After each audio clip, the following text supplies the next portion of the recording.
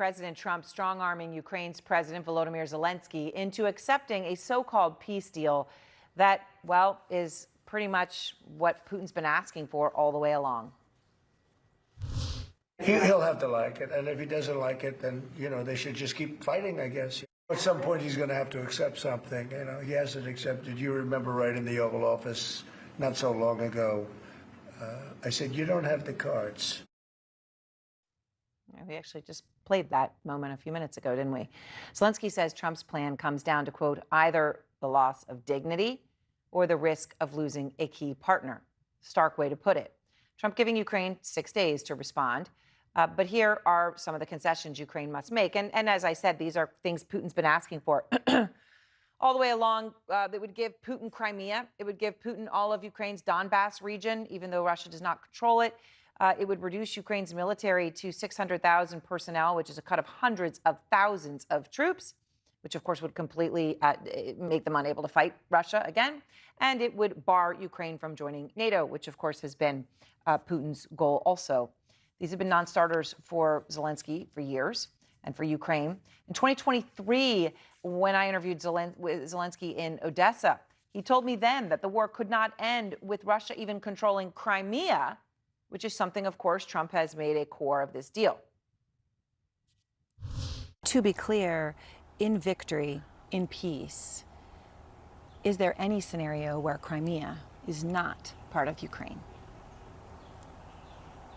It will not be victory then.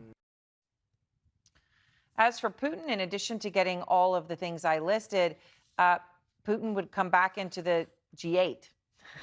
Zelensky says Ukraine is now facing one of the most difficult moments in his history. Putin, of course, is thrilled with this, saying the plan could, quote, serve as the basis for a final peace settlement. Jim Sciutto is out front with breaking news because, Jim, I know you've been speaking with officials in the United States as well as Europe. I mean, I thought it was important just to mention that G8 point at the end. Like, on top of all of that, Russia is welcomed with open arms back to the core of the international community.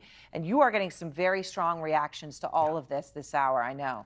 Aaron, I can say without exaggeration that my phone was lighting up today with reaction from Ukraine to Europe to here in Washington, frankly, to this plan with one consistent description of it, that it would amount to a Ukrainian surrender.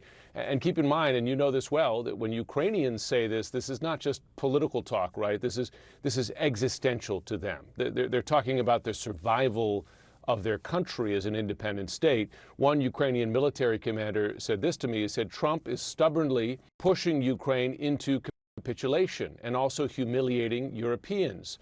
The whole idea looks naive. And I spoke to a Ukrainian member of parliament, Helena Yanchenko, and I think quite deliberately she used some colorful language describing her reaction to this peace proposal as described. She said, it's like they are pissing on your boots and telling you it's raining. She went on to say to me that, listen, this would be forcing my country, Ukraine, to its knees. What was interesting to me in particular, though, Aaron, was that criticism extended across the Atlantic to here in Washington and among both Democrats and Republicans. You heard the Republican chairman of the Senate Armed Services Committee say this was unacceptable, and Brian Fitzpatrick, Republican member of Congress from Pennsylvania, he said this Russian-drafted propaganda, that's how he's describing President Trump's peace proposal, must be rejected and disregarded for the unserious nonsense this is.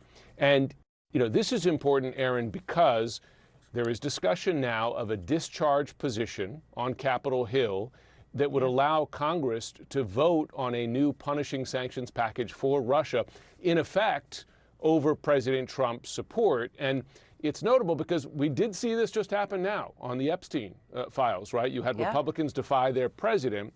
So the question now, is that criticism from Republicans of this peace proposal strong enough that they force through legislation to increase the pressure on Russia as opposed to what we're seeing now, which is pressure on Ukraine?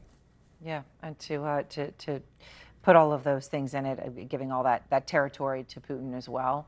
Yep. All right, Jim Sciutto, thank you very much. I want to go now to Bridget Brink. She's the former U.S. ambassador to Ukraine under Biden, as well as part of Trump's second term, now running for Congress in Michigan as a Democrat. Ambassador, I really appreciate your time. Just hearing what Jim Sciutto is reporting, about Brian Fitzpatrick specifically, the Republican congressman who calls this proposal unserious nonsense and says it reads like Russian drafted propaganda.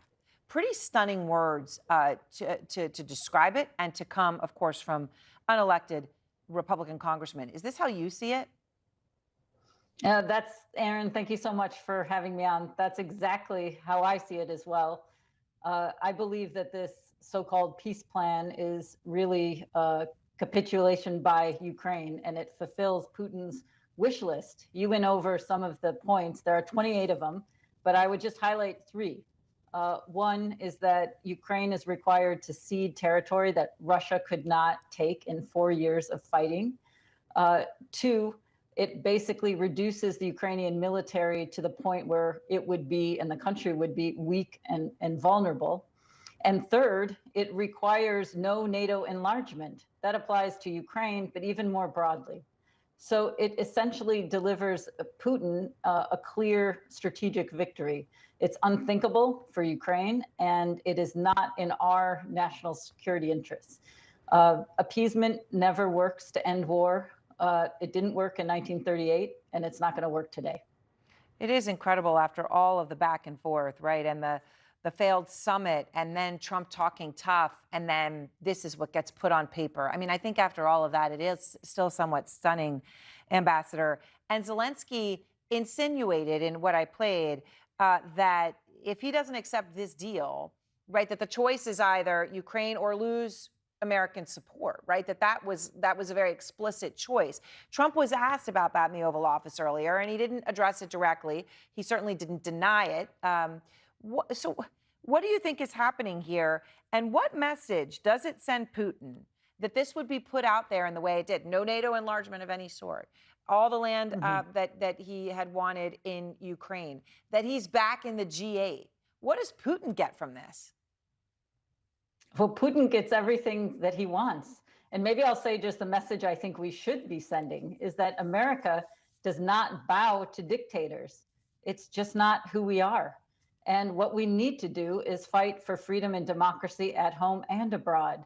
And the reason that I resigned from my position and spoke out and am running for Congress is because we cannot be an America that is undermining our own democracy, stripping people of their health care, and destabilizing our own economy. Or even, as of yesterday, having our head of state actually threaten members of Congress who have also served our country. So this is why I'm here, and this is why I'm running. We need to stand up, and we need to speak out, and we need to be the America that supports our foundational values. And you are speaking out. Some of the others we've heard speaking out. I mean, I talk about Brian Fitzpatrick. There are others. But one of the strongest things was actually said from one of the top officials in Estonia, which has a lot at stake at this, right, when it comes to Putin and his territorial ambitions. Marco Mickelson said, if Ukraine accepts this, there will be no Ukraine anymore. If Europe accepts this, we must prepare for a direct war with Russia, which are stunning words in the context of what we have now heard out of senior French officials more than once in the past 6 months, which is that the French people should be prepared for the possibility that French children will die fighting a war with Russia. Do you think this is a reality? I think this proposed plan will not end the war. It will only lay the groundwork for future war. And so it is a danger to Ukraine, to Europe, and to us, because if Ukraine is taken and more pressure is put on other NATOs, including other allies, including NATO allies, that also brings the United States directly into this war. It is a disaster from start to finish. We need to remember who we are. We need to stand for our values. That includes freedom and democracy at home and abroad. Ambassador Brink, I appreciate your time, and thank you so much. Thank you.